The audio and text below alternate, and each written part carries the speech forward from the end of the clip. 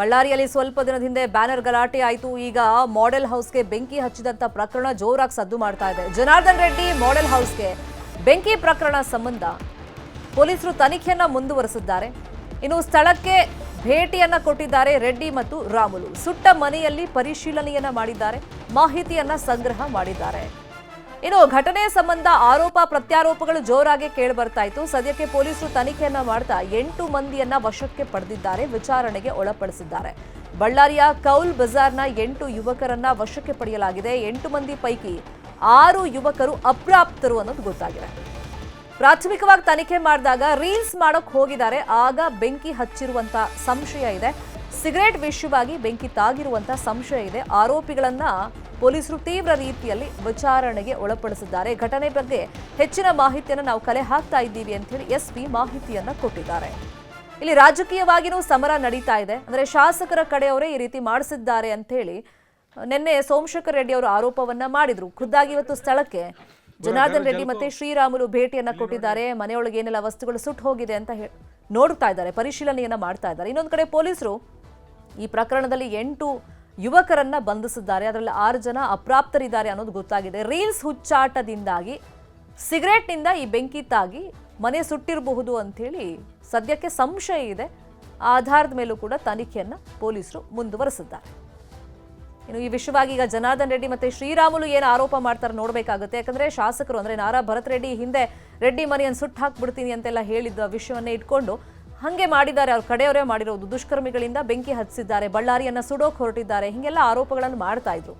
So ಈ ಖುದ್ದಾಗಿ ಸ್ಥಳಕ್ಕೆ ಬಂದಿದ್ದಾರೆ, ಮಾಹಿತಿಯನ್ನ ಪಡ್ಕೊಳ್ತಾ ಇದ್ದಾರೆ. ಇದಾದ್ಮೇಲೆ ಮಾಧ್ಯಮಗಳ ಮುಂದೆ ರೆಡ್ಡಿ ಮತ್ತೆ ಶ್ರೀರಾಮುಲು ಏನು ಹೇಳ್ತಾರೆ, ರಾಜಕೀಯವಾಗಿ ಮತ್ತೆ ಆರೋಪಗಳನ್ನ ಮಾಡ್ತಾರ ಅನ್ನೋ ಕುತೂಹಲದ ಮಧ್ಯದಲ್ಲಿ ಈ ಮಾಡೆಲ್ ಹೌಸ್ ಕೋಟಿ ವೆಚ್ಚ ಮಾಡಿ ಅಲ್ಲಿ ಕಟ್ಟಿದ್ರು. ಅಂದ್ರೆ ಆ ಲೇಔಟ್ನಲ್ಲಿ ಮನೆಗಳು ಹೆಂಗ್ ನಿರ್ಮಾಣ ಆಗಬೇಕು ಅಂತ ತೋರಿಸೋದಕ್ಕೆ ಈ ಮಾಡೆಲ್ ಹೌಸ್ನ ನಿರ್ಮಾಣ ಮಾಡಿದ್ರು. ಅಂದ್ರೆ ಒಂದು ಕಂಪ್ಲೀಟ್ ಮನೆ ಹೆಂಗಿರುತ್ತೆ, ಒಳಗಡೆ ಪೀಠೋಪಕರಣಗಳು ಹೆಂಗಿರುತ್ತೆ ಎಲ್ಲವನ್ನೂ ಕೂಡ ಅಲ್ಲಿ ಹೈಫೈ ಆಗಿ ಅರೇಂಜ್ ಮಾಡಿದ್ರು. ಹಾಗಾಗಿ 4 ರಿಂದ 5 ಕೋಟಿ ವೆಚ್ಚ ಮಾಡಿ ಈ ಮನೆಯನ್ನ ಕಟ್ಟಿದ್ರು ಅಂತಾನೂ ಮಾಹಿತಿ ಇದೆ. ಅದರಲ್ಲಿ ಈಗ ಕೋಟಿ ಬೆಲೆಯ ವಸ್ತುಗಳೆಲ್ಲ ಬೆಂಕಿಗೆ ಆಹುತಿಯಾಗಿದೆ. ಇದು ಉದ್ದೇಶಪೂರ್ವಕವಾಗಿ ಶಾಸಕರ ಕಡೆಯವರೇ ನಡೆಸಿರೋದು ಅನ್ನೋ ಆರೋಪ ನಿನ್ನೆಯಿಂದ ಕೇಳಿ ಬರ್ತಾ ಇದೆ.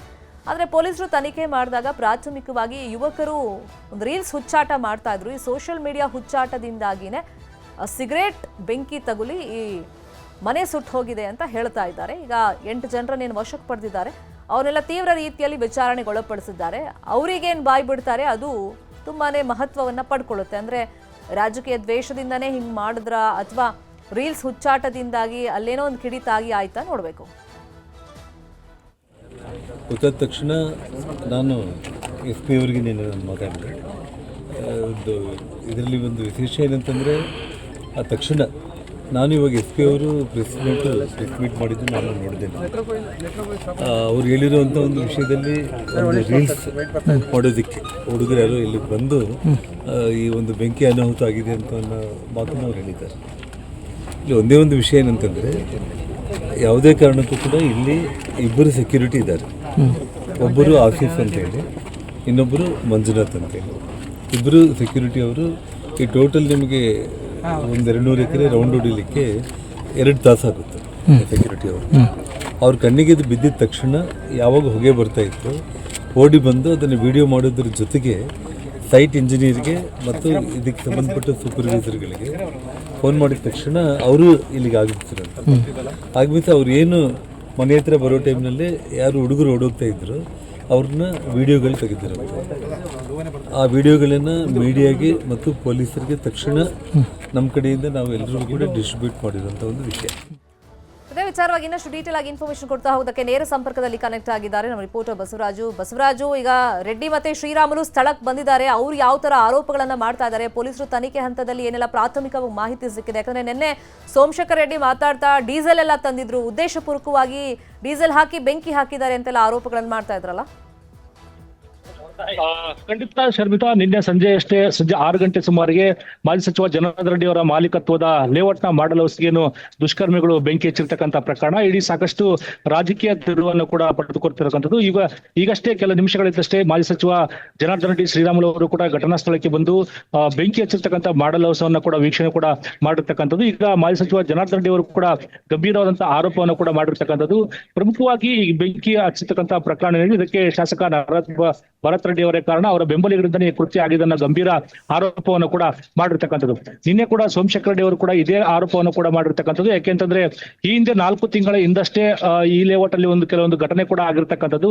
ಆ ಸಂದರ್ಭದಲ್ಲಿ ಕೂಡ ಪೊಲೀಸ್ ಠಾಣೆಗೆ ಒಂದು ದೂರನ್ನ ಕೂಡ ದಾಖಲು ಮಾಡಿರ್ತಕ್ಕಂಥದ್ದು. ಆ ಸಂದರ್ಭದಲ್ಲಿ ಆರೋಪಿಗಳ ರಕ್ಷಣೆ ಕೂಡ ಶಾಸಕ ಭರತ್ ರೆಡ್ಡಿ ಅವರೇ ಬಂದಿರತಕ್ಕಂಥ ಹಿನ್ನೆಲೆಯಲ್ಲಿ ಪೊಲೀಸರ ಮೇಲೆ ಈ ಹಿಂದೆ ಕೂಡ ಒತ್ತಡ ಆಗ್ತಕ್ಕಂಥ ಒಂದು ಘಟನೆ ಕೂಡ ನಡೆದಿರ್ತಕ್ಕಂಥ ಗಂಭೀರ ಆರೋಪವನ್ನು ಕೂಡ ಜನಾರ್ದನ್ ರೆಡ್ಡಿ ಅವರು ಮಾಡಿರ್ತಕ್ಕಂಥದ್ದು. ಇಡೀ ಪ್ರಕರಣ ಏನಿದೆ ಇದು ಸಾಕಷ್ಟು ರಾಜಕೀಯ ಒಂದು ಬಣ್ಣವನ್ನು ಕೂಡ ಪಡೆದುಕೊಳ್ತಕ್ಕಂಥ, ಯಾಕಂದ್ರೆ ಬ್ಯಾನರ್ ಗಲಾಟೆ ಇಡೀ ರಾಜಕೀಯ ಸಂಘರ್ಷಕ್ಕೆ ಕಾರಣ ಆಗಿರ್ತಕ್ಕಂಥದ್ದು.